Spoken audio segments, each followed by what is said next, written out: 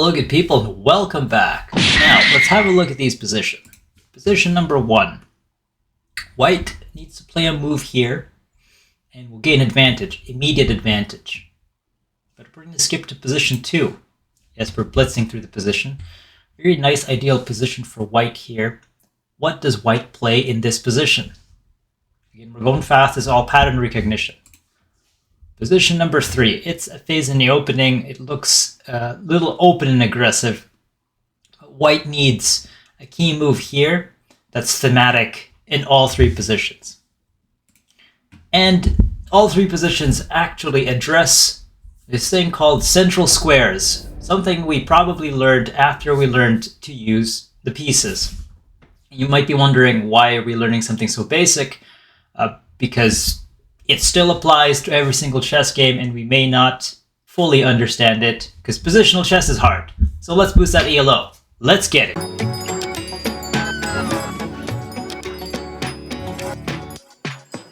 Round 1. Fight! Quick spoiler alert, this video will not feature long sequences of awesome tactics, although they may be included on the side based on the concept. And no fancy openings here, just the idea of central squares. So quick recap, the central squares are e4, d4, e5, and d5. Whether you completely take it over by putting a pawn there, occupying it, and now you have control of these, and consequently, if you occupy d4, you occupy and attack c5 and e5. It doesn't always physically apply to putting your pieces in there, but having a fianchetto means you're controlling it from a distance as well. And putting a knight on, say, f3, I'm drawing so many lines here, you're attacking the central squares. So, before we begin, before we forget, if you do find this content tolerable and it's helping your chess journey, please leave a like and sub. You have my gratitude. Let's get started.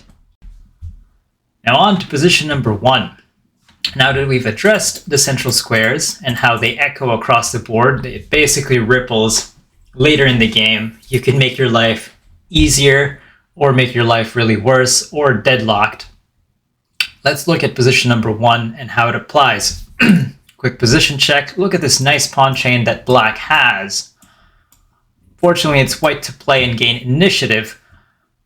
There is passivity and some of the pieces here, even though there's a double bishop pair, they're not quite scoping very well in the middle of the board.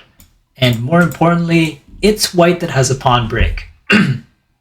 So even though this is being attacked nicely by the pawns here and the knight there on c6, the problem lies basically white's piece activity. White already has a potential for a semi-open file here.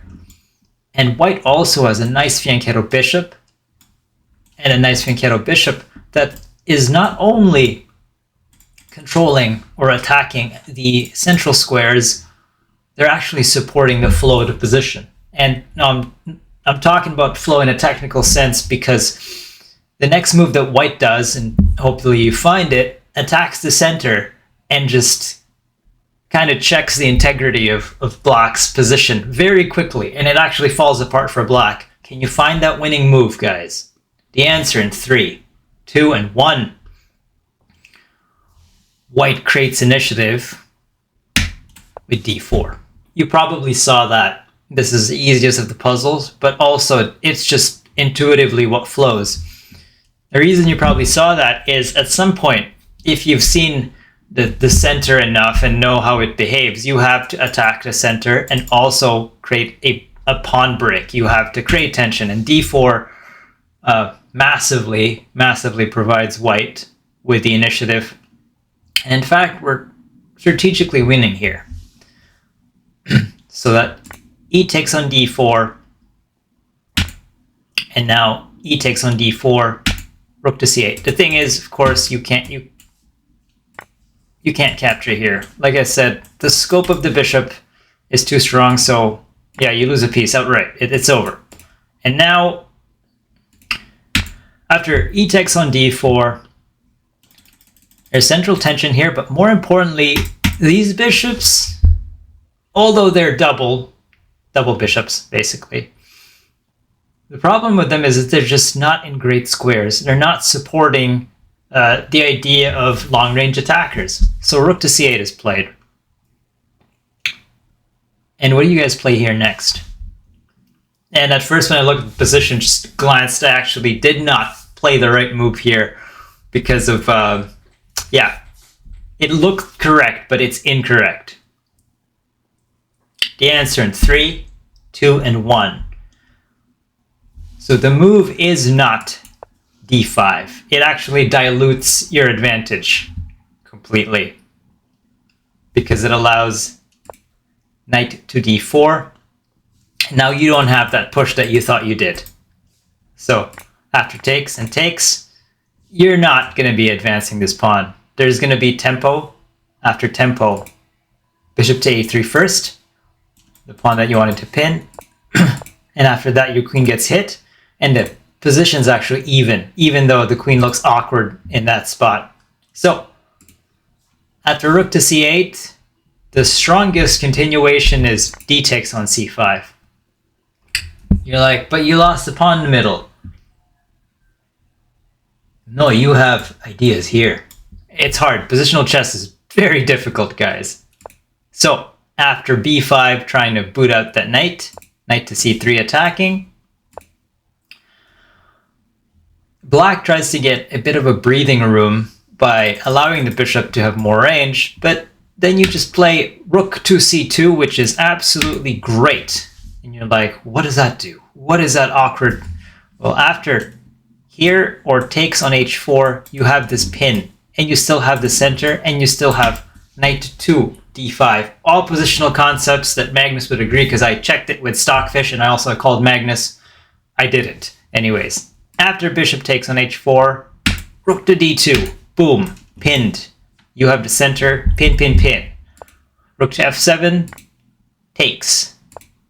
Knight to, and you might be wondering why doesn't this move? Because after you hit the queen first, this falls as well. So if you have the center and have all your pieces with maximum piece activity, you could really ravage your opponent's position extremely quickly. So they know that. Rook to f7. They know that because this was played between Paul Kiedis and Vasily Smyslov of the Bobby Fischer era, and Smyslov was a former world champion, if I have that correctly. Takes now. Knight to e6. Knight to b5. Now, look, you have this, but the extension of the position is center, center, center, center, center. You're barbecuing the center, and you're actually up by 5 points if we're going to turn on the eval. Knight to f4. Now you hit the center. I'm just continuing what looks like what you should play in this position, because this is already won by white. Positionally, Magnus would be like, game is over. Go home. Just call it a day so we can save some time. On to position 2. Here is, this is a moderate difficulty, but more importantly, I've already kind of shown you guys what a nice central position is of central squares. I'm going to have a quick review of the position, and you can kind of already tell if you understand or if you played like this that white calls all the shots. See? e4, d4, attacking the center beautifully. And what did we talk about in the previous position? Where the bishops are placed. The bishops are diligently placed in squares that are just skewer-worthy. That basically you need to have and do a perfect pawn thrust. And after you establish that, you're winning. The reason why you're winning, and let's look at 2 other positional concepts. You've got a semi-open file and a semi-open file. It actually includes the idea of open files, but we're focusing on central squares. And like I said, white calls all the shots. The 2 rooks aren't doing much, but just look at the center where white can say, hey, it's going to start. I'm going to start attacking. Hopefully you got enough shields, because yeah, it's going to rain arrows. But as white here, you have to play the correct pawn push. And given that you have this idea, given that you have something sniping over there. What is the correct move to facilitate this win? Basically, you're gonna start winning here. And I may actually talk about fancy tactics after this, but you have to find the right move. And what is the move? The answer in 3, 2, and 1. White wins by sacrificing the pawn. For what, you might ask? Okay. So, if you retreat, notice that you have this, and it was previously defended here. So what is the next move? Just gonna, if you're gonna have a gander, this is actually absolutely beautiful. The answer in 3, 2, and 1. White wins by sacrificing the rook. That is a brilliant move. After takes, you guys want to take a hint as to what the next move is? It just flows now because you basically started it, but you burned some bridges because you sacrificed a piece, and the winning move is d6. I can tell you right now that the opponent loses a queen here. Not because it's trapped, it's because if you go here on d8, queen to f7, it's a checkmating square, and then you get barbecued. So then, where does the queen go next? Queen to f8, you might ask. Is it here? No, not quite. There is another move, intermezzo move, that just adds pressure, just cooks the position completely. The answer in 3, 2, and 1. This is now a tactical lesson based on the positional concept, and that is queen to d4, great move, threatening mate. Look how awkward the position is. You're hitting the queen. If you go here, you lose your queen. Essentially, you take. After takes and check. This is the best resistance line. King to g1, you block the mate, but you can also notice that you're going to march the pawn. So hit, pin, attacking twice, king has to move, and now you're doing a nice trick here. You're attacking this, and the king can't take. It has to be the bishop, because if king takes, you have the simple but deadly, completely game-ending, game-crunching move. You guys might be asking a question. This position is so good. Can you just haphazardly push any pawn? What if I want to play e5? Well, that's a blunder. That's a blunder because you lose all the advantage there. Not all, but overwhelming advantage. After rook a to d8, queen to c2, you're still in the driver's seat, but look how awkward your bishop is. You basically put granite, two granite pawns in front of it, and how do you actually continue this? It's difficult. So, d5. And the thing is, let's look at the other variation. What if c takes on d5? Well, I'll let you guys solve it.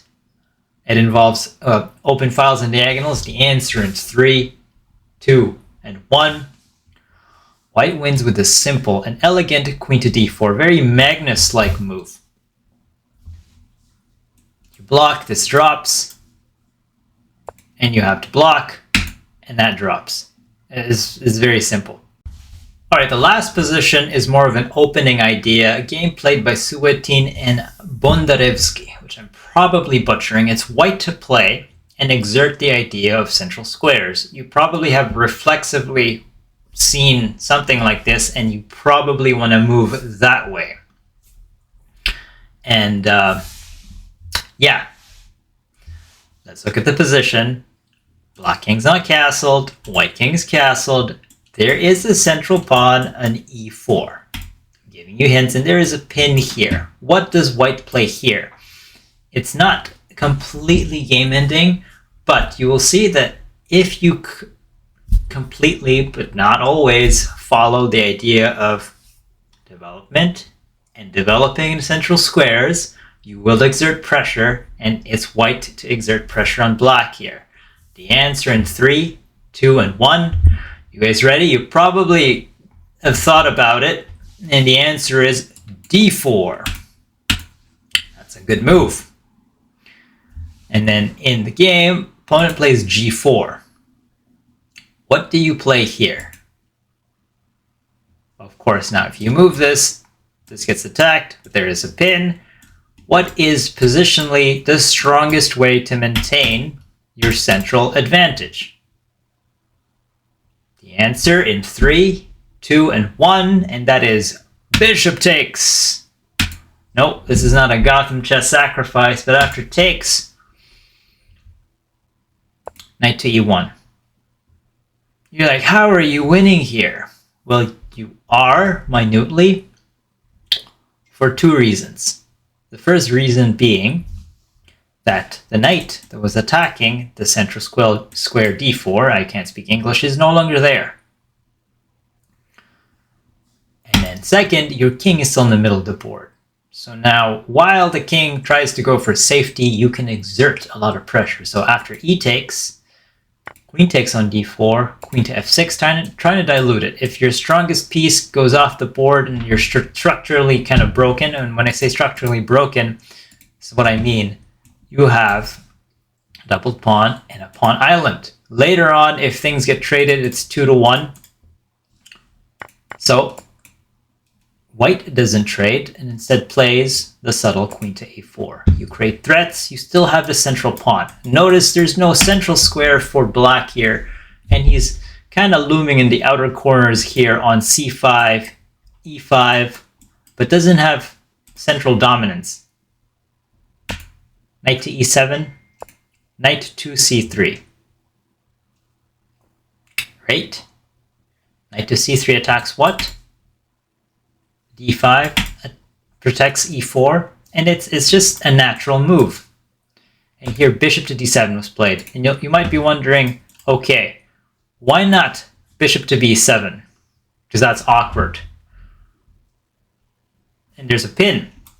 So what's the next move here? Knight to d5. You can't take, and you're threatening, and you're hitting the queen. So knight takes, and you actually win a pawn and the center, and probably the game. So, again, knight to c3, centralize, bishop to d7, and now the super subtle Magnus-like attack, because I want you guys to have a look at the fact that the queen is quite stuck. There's legions of pawns there she can't hop over. She's not a knight. Queen to a5. I'm going to go a little super technical here with this threat, because it's either king goes, and in the game, the opponent went king to d8. That's actually the most recommended move, because trying to defend both pawns, of course, going back, if you go here, this drops, okay? Let's just make that clear. But if you try to defend both, your rook is such an awkward piece that what do you do here as white? You centralize more pieces. Bishop to e3, hitting. c5. Now you have knight to d3, and there is now tactical ideas, because that's a pin. So if you play, say, bishop to g7, then you hit him with e5. Yeah. You can't take with the queen, because that's... If you take here, this falls apart. So, and your king's still in the middle of the board. It's just super awkward. So, after queen to a5, the opponent played king to d8, trying to defend awkwardly. Then you have knight to d3 now. Again, central squares. Bishop to g7, and the e5 idea here. And now you can pry open. You have knight to e4. You have active bishop if you want to. Rooks are disconnected. Positionally, Magnus would be like, go home. This game is done. Position 1 is central break. And it all leads to exchanges.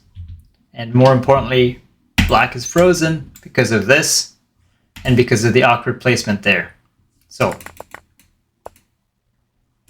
you don't push. Here, continue. Yes, Hikaru drawings, and you're winning there. Here, beautiful position. Where's the break? D5. Hit, threaten mate. Goodbye, queen. Third one, opening. King's well protected. There's a pin. There's an awkward pawn. Boom. Takes. Dominate the central squares, but defend first, because the knight's hanging. Takes. Avoid the trade. Attempt a pin. And a fork. Knight to c3. Develop. Attack again. 5th rank. Hit. Positionally crushing. Game is over. Hope you guys get something out of that. It's a nice positional review. More importantly, it's not your usual fanfare, and these are ideas where you can actually win games, because not all tactics are applicable. Otherwise, we'd all be grandmasters. I'll see you guys later. Double peace.